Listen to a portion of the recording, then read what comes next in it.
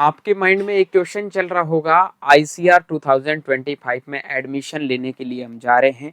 तो हर एक यूनिवर्सिटी का फी स्ट्रक्चर अलग अलग है, ठीक है। और काफ़ी बच्चों का फाइनेंशियल इशू बहुत ज़्यादा होता है, तो वो सोच रहे हैं भैया हमें आईसीआर स्कॉलरशिप कितना देता है और आईसीआर स्कॉलरशिप किन बच्चों को देगा, कैसे देगा, कब आईसीआर स्कॉलरशिप देगा। आईसीआर स्कॉलरशिप से रिगार्डिंग पूरी इंफॉर्मेशन मैं इस वीडियो में आपको समझाने वाला हूं और ये भी बताने वाला हूं कि आप लोगों को ये स्कॉलरशिप है वो कैसे मिलने वाली है। So hello everyone, welcome back on your YouTube channel Agri Capital. सबसे पहले मैं आप लोगों को बता देता हूं कि आईसीआर 2025 में अगर आप एडमिशन लेना चाहते हैं तो यहां पर आपको आईसीआर का एक स्कॉलरशिप मिलता है, नेशनल टैलेंट स्कॉलरशिप, जो आपको 3,000 रुपए आपको पर मंथ मिलता है, पर मंथ, ठीक है।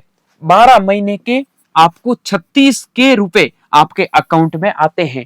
लेकिन क्या भैया ये सबके ही अकाउंट में आते हैं या फिर इनके कुछ रूल्स होते हैं? हाँ, इसके मेजर 3 रूल्स होते हैं, वो आप लोगों को मैं बता देता हूं।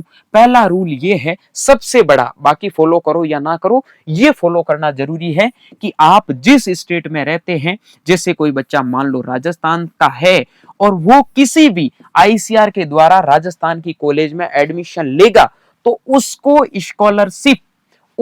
स्कॉलरशिप जैसे आईसीआर काउंसलिंग से उसने राजस्थान की एमपीयूएटी में एडमिशन ले लिया, एमपीयूटी के अंदर एडमिशन लिया, तो उसमें किसी भी प्रकार की स्कॉलरशिप उनको नहीं दी जाएगी। फिर बात करूंगा आईसीआर के अलावा और कौन सी स्कॉलरशिप मिल सकती है उसके बारे में भी, ठीक है।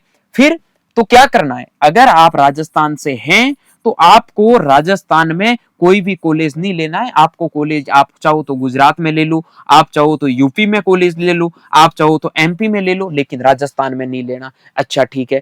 दूसरी चीज, आपका जो सीजीपीए होता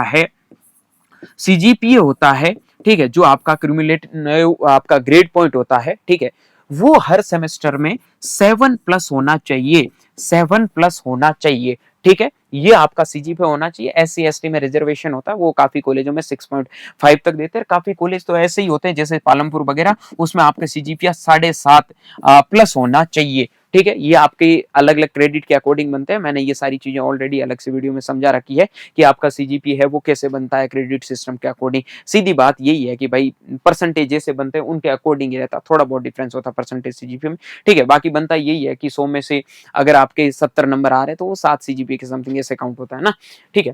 तो ये हो गया, ये बात है कि 70% मार्क्स आपको लेके आने तभी आपको सीजीपीए मिलेगा, ठीक है। तीसरी चीज आईसीआर ने मेंशन कर रखी है अपनी स्कॉलरशिप पॉइंट में, वो कर रखी है कि अगर आप आईसीआर के अंदर एडमिशन लेते हैं तो आपका पूरा फोकस पढ़ाई के ऊपर होना चाहिए, ना कि आप कोई अदर एक्टिविटीज के अंदर इन्वॉल्व हो गया, कॉलेज की जो गुंडागर्दी चल रही उसके अंदर जा रहे हो, ये बाएं ऊपर चढ़ा के ऊपर वाला बटन खोल के हाँ चल मैं ही हूं, पढ़ाई से कोई दूर दूर तक नाता नहीं है, मजे ले रहे हो, लड़ाई कर रहे हो, उस कंडीशन में आईसीआर आपको किसी भी प्रकार का स्कॉलरशिप नहीं देगा। ये मेजर 3 शर्तें आईसीआर ने अपनी रूल बुक में मेंशन कर रखी है।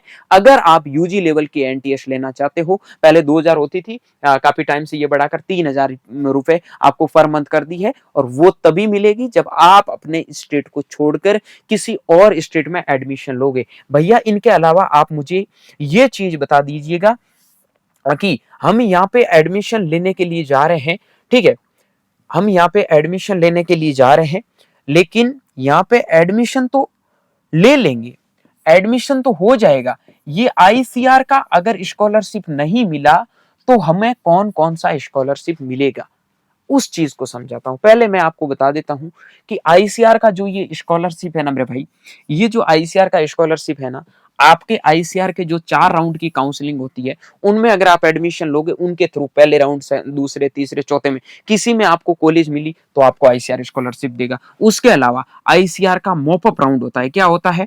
मॉपअप राउंड होता है, उसके अंदर आप एडमिशन लेते हो तो डेफिनेटली आपको स्कॉलरशिप मिलेगी। काफी लोगों को ये भी ध्यान नहीं है, यहाँ पे विज्ञान कुछ अलग लेके देते हैं, ठीक है, याद रखना। यहां तक आपको स्कॉलरशिप है वो मिलती है, लेकिन अगर आपका एडमिशन कॉलेज लेवल काउंसलिंग जैसे सीएलसी होता है, जैसे मान लो रानी लक्ष्मीबाई में टोटल 100 सीटें हैं, 100 में से 90 सीट है वो तो आपकी भर गई मेन काउंसलिंग में, 5 सीटें हैं और वो आपकी भर गई मॉपअप राउंड में, मतलब मॉपअप में 10 भरी थी, उनमें से भी 5 बच्चों ने एडमिशन नहीं लिया, फिर 5 वैकेंट है, तो रानी लक्ष्मीबाई में खुद की काउंसलिंग होगी, उनसे 5 सीटें फिल होगी। अगर आप उनके द्वारा एडमिशन लोगे तो उन कंडीशन में आपको किसी भी प्रकार की स्कॉलरशिप नहीं दी जाती है। इस चीज का ध्यान रख लेना।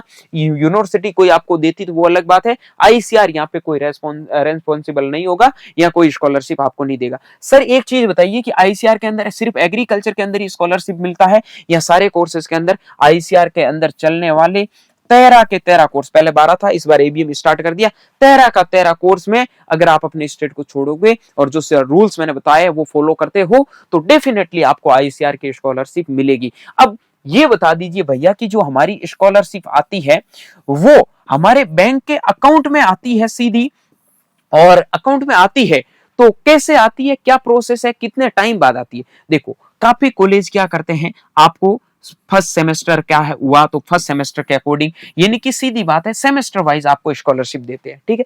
काफी कॉलेज ऐसे होते हैं जो आपको 1 साल पूरा होने के बाद स्कॉलरशिप देते हैं। इवेंचुअली काफी ऐसे कॉलेज है जो आपको 4 साल की भी काउंसलिंग, ये जो स्कॉलरशिप है वो साथ में दे देते हैं। वो बहुत कम ऐसे कॉलेज मिलते हैं।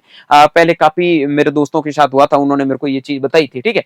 तो ये चीज है इनकी बेसिकली। बाकी वो 1-2 साल में ऐसे कुछ थोड़े कॉलेज डिले होते हैं, वो नहीं देते। मोस्ट ऑफ द कॉलेज है आपको 1 सेमेस्टर पूरा होने के बाद में अपनी स्कॉलरशिप दे देते हैं। अगर कोई कॉलेज नहीं देता तो 1 साल में 36,000 रुपए आपके अकाउंट में डाल दिए जाते हैं। सभी बच्चे अपना अकाउंट है वो एसबीआई के अंदर खुलवा लेना, क्योंकि मोस्ट ऑफ दी जो यहाँ बैंकिंग वाला काम होता है सारा कनेक्टेड रहता है, वो एसबीआई से ही रहता है और आपका सारा काम है वो एसबीआई कलेक्ट पे ही होता है। तो आपको एसबीआई में अपना अकाउंट है वो खुलवा लेना है। वो कोई जरूरी नहीं है कि आपकी कॉलेज की ब्रांच हो। ब्रांच आपको पता है आजकल एक दिन में हाथों हाथ चेंज हो जाती है, 1 मिनट का काम है, ठीक है।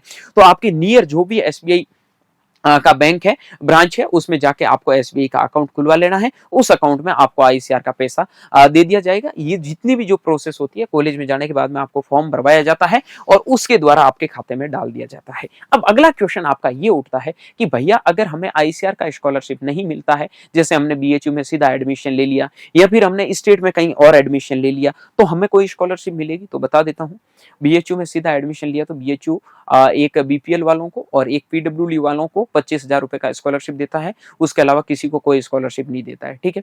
उसके अलावा मैं आपको बता देता हूँ, बीएचयू के अलावा आप किसी भी, जैसे स्टेट में कोई बच्चा राजस्थान का है और राजस्थान में एडमिशन ले लिया, तो क्या उनको स्कॉलरशिप मिलेगी? तो मैं मेरे भाई बता देता हूँ कि अगर आप राजस्थान के हो, राजस्थान में आप एडमिशन ले रहे हो, तो लड़कियों को तो आपको पता है राजस्थान गवर्नमेंट 25,000 रुपए हर साल देती है। वो राजस्थान में पढ़ेगी तभी देगी। और लड़कियां राजस्थान वाली ये मत सोचना कि हम राजस्थान की है, राजस्थान में एडमिशन नहीं लेंगे, बाहर चले जाएंगे, 25,000 ये मिल जाएंगे, 36,000 वो मिलेंगे। नहीं, ये आपको तब नहीं मिलेंगे। अगर आप राजस्थान में एडमिशन लोगे किसी एग्रीकल्चर कॉलेज में, तभी आपको 25,000 रुपए मिलेंगे, ठीक है। लड़कियों को मिलती है, लेकिन लड़कों को राजस्थान का सिस्टम ये है कि जो बच्चा एससी और एसटी कैटेगरी का है, तो उनको वो समाज कल्याण वाली कुछ स्कॉलरशिप होती है, वो 10 से 12,000 के समथिंग ऐसी कुछ मिलती है। उसमें भी बहुत ज्यादा लफड़े हैं, ठीक है।